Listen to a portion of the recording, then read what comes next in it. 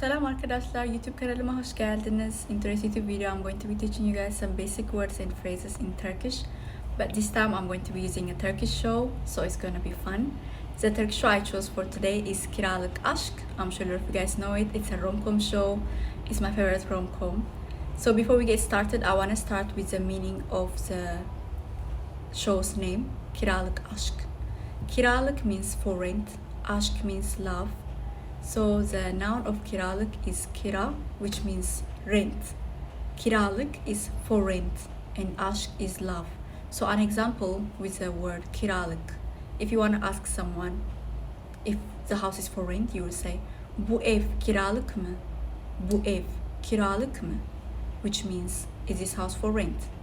Bu is this, ev is house, kiralık is for rent. Mı is a suffix you use whenever you ask a question. So bu ev kiralık mı? Is this house for rent? So you can answer by either saying evet or hayır, because whenever there is mı, you have to start with either evet or hayır. So if it's for rent, the person can reply saying evet bu ev kiralık. If it's not, hayır bu ev kiralık değil. Hayır bu ev kiralık değil. An example with the word aşk. Aşk güzel bir duygudur. Aşk güzel bir duygudur. Aşk is love. Güzel is beautiful. Bir is one. Duygudur is a feeling. The reason we use is because bir, right? One, so it's singular. So the noun of duygudur is duygu, which means feeling. So now it's time for practice with Turkish series. Let's get started. Günaydın. Günaydın. Günaydın, like we all know, is good morning. Ne bu? Ne bu? Ne bu means what is this? Ne bu? Ne is what? Bu is this. So, Kahvaltı. Kahvaltı. kahvaltı. Kahvaltı means breakfast. Kahvaltı, breakfast. Çiçek koymuşsun. Çiçek koymuşsun. Çiçek koymuşsun. Çiçek koymuşsun. Çiçek is flower. Koymuşsun is you've put. You've put a flower. The verb of koymuşsun is koymak, which is to put. Koymak, to put. Ha evet. Ha evet. Evet, yes. Evet, yes. Evinizde hiç çiçek yok. Evinizde hiç çiçek yok. Evinizde hiç çiçek yok.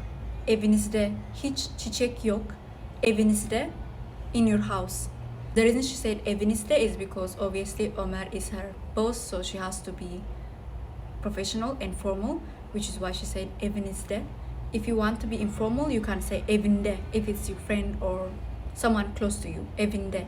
So no need for I and Z. If you want to say my house, evim. Evim. Your house, evin.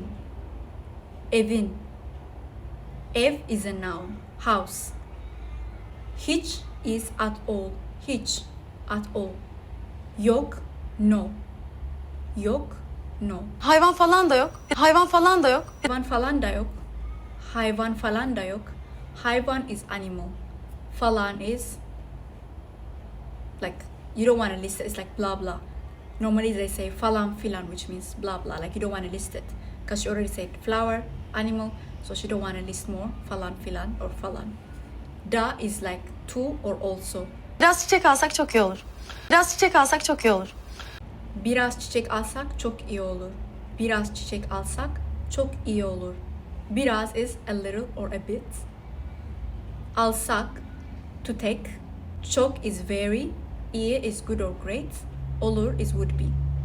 So the verb of alsak is al. Take. Alsam is if I take it. Alsan is if you take it. Alsak is if we take it. So it's plural. And if you guys have paid attention just before, I said evim, my house. Now alsam, if I take it. Evin, your house. Alsan, if you take it. So if you realize M is like if it's about me, N is if it's about you. So that's the end of today's lesson. At the end there will be a quiz, so I'm going to be listing all the words that I taught you guys today in the video. So test yourself and see how you guys go. Bye.